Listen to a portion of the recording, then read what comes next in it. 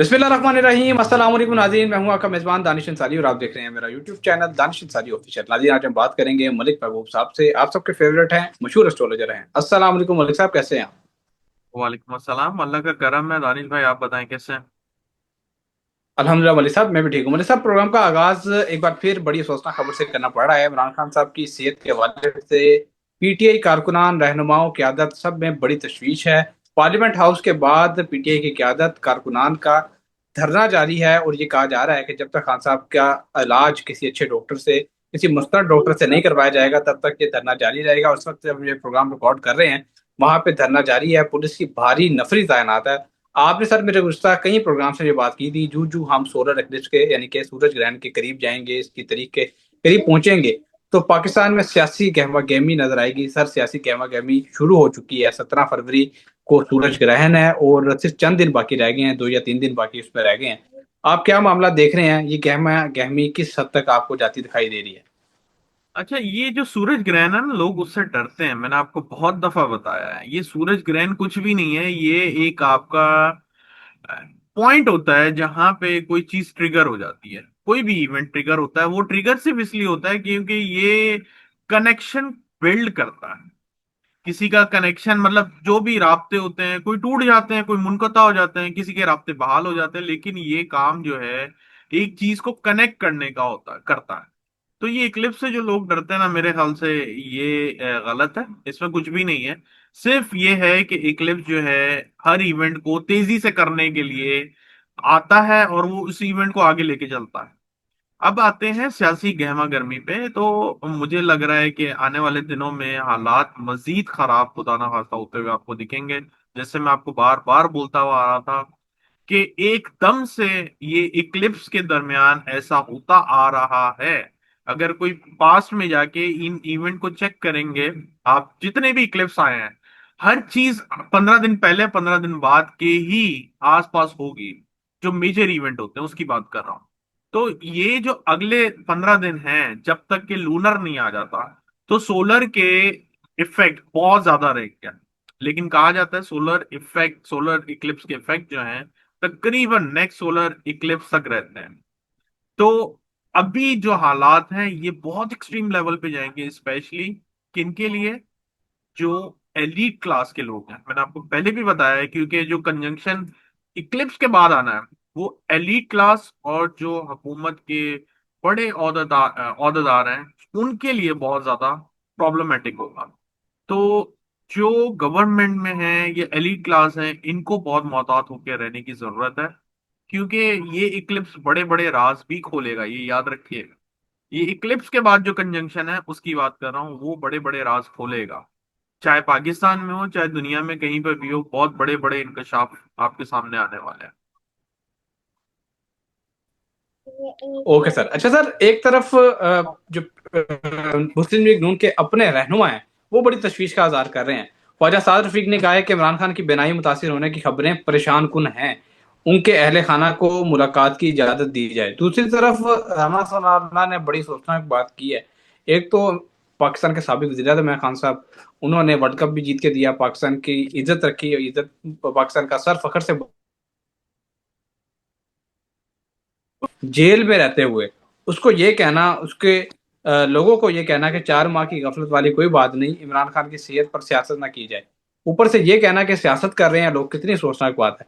Sir, मुझे तो ऐसा लगता है कि इस हुकूमत की जो अकल है या इस हुकूमत की जो समझ बूझ है, वो कहते हैं ना, बुद्धि भ्रष्ट हो गई है, हिंदी में कहते हैं।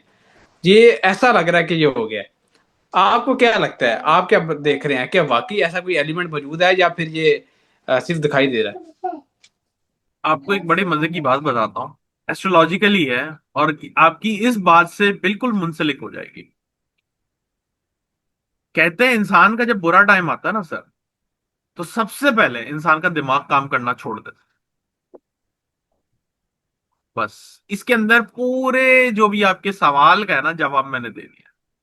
तो बुरे टाइम में सबसे पहले इंसान का दिमाग काम करना छोड़ देता है। और असल में वो इसलिए छोड़ देता है क्योंकि दिमाग इंसान का अगर काम करता रहेगा तो उसके लिए हर्डल्स क्रिएट नहीं होंगे।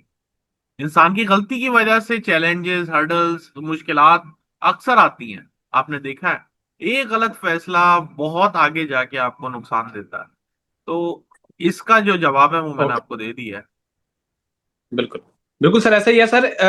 हुकूमत के हवाले से ये एक बड़ी हैरानकुन खबर सामने आई है। हुकूमत एक तरफ दावे करती है कि मुशीयत को हमने बहुत बेहतर कर दिया है, पाकिस्तान ट्रैक पर आ गया है, IMF से लोन लेने की जरूरत नहीं पड़ेगी। लेकिन दूसरी तरफ वजारत खजाना की तरफ से एक रिपोर्ट जारी की गई है, जिसमें ये बताया गया है कि हुकूमती कंपनियों की जानिब जानिब से सरकारी खजाने को 850 अरब रुपए का नुकसान हुआ है। सर, इतना बड़ा स्कैंडल अचानक सामने आ गया है। इतनी खौफनाक रिपोर्ट सामने आई है कि 850 अरब का नुकसान हो चुका है। यानी कि एक ऐसा मुल्क जो IMF से लोन लेके गुजारा कर रहा है, बामुश्किल किस्तें अदा कर रहा है, उस मुल्क की जो कंपनियां हैं, हुकूमती कंपनियां हैं, वो इतना बड़ा खसारा कर चुकी हैं, इतना नुकसान कर चुकी हैं। इसके बाद सर, हुकूमत के पास कितने दिन बाकी रह चुके हैं? इतना बड़ा स्कैंडल तो सामने आ गया है, मुआशी धचका तो हुकूमत ने पहुंचा दिया मुल्क की मीशत को। अब कितने दिन बाकी हैं, ये बताएं। सर कितने दिन तो नहीं, लेकिन यही साल है इनके पास जो मुझे नजर आता है। और मैंने काफी दूसरे डिफरेंट थ्योरीज से, डिफरेंट जो एक्सपीरियंसेस हैं, डिफरेंट आपके पास ऑप्शंस होते हैं एस्ट्रोलॉजी में, डिफरेंट डिफरेंट कोर्सेज होते हैं, डिफरेंट डिफरेंट चैनल्स के थ्रू मैंने इनके हॉरोस्कोप को चेक किया, स्पेशली जिस वक्त इन्होंने ओथ लिया था।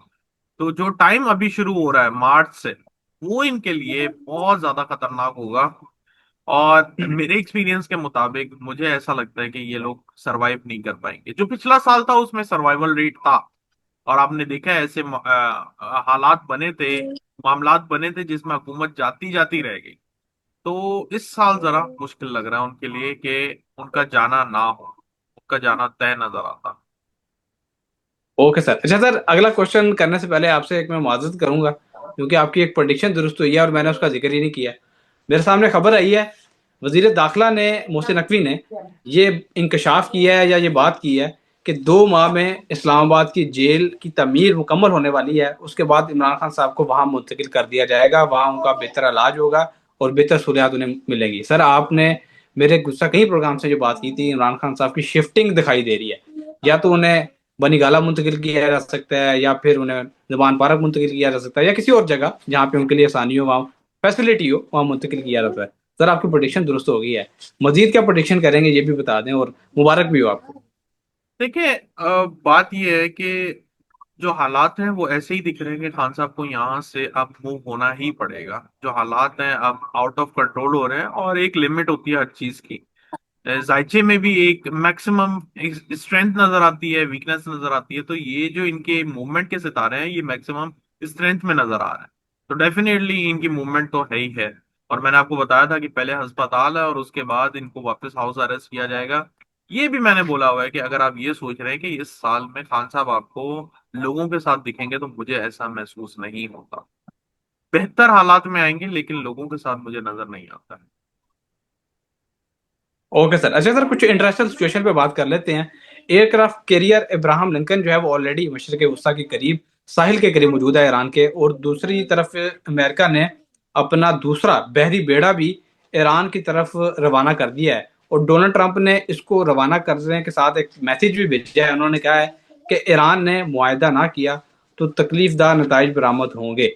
सर, ये दूसरा बहरी बेड़ा भेजने का मतलब ये है कि अमेरिका एक तवील और बड़ी और खौफनाक जंग की तरफ जा रहा है ईरान के साथ। आप क्या फ्यूचर देख रहे हैं, क्या मुस्तकबिल देख रहे हैं? क्या मुआहदा तय पा जाएगा, या फिर वो तकलीफ दे बात जो वो कह रहे हैं कि ईरान को भुगतनी पड़ेगी, इस तरह की कोई चीज दिखाई देती है? सर अनफॉर्चुनेटली मैं आपको बार बार एक ही बात करता आ रहा हूँ। जब भी एग्रीमेंट होता है, जब भी मुज़ाकरात की पाकिस्तान में भी बात होती है, तो मैं आपको एक ही बात कहता हूँ, वो तो अब आपको भी याद हो जानी चाहिए, कि ये जो हालात हैं, ये जो सितारे हैं, मुज़ाकरात वाले नहीं चल रहे हैं।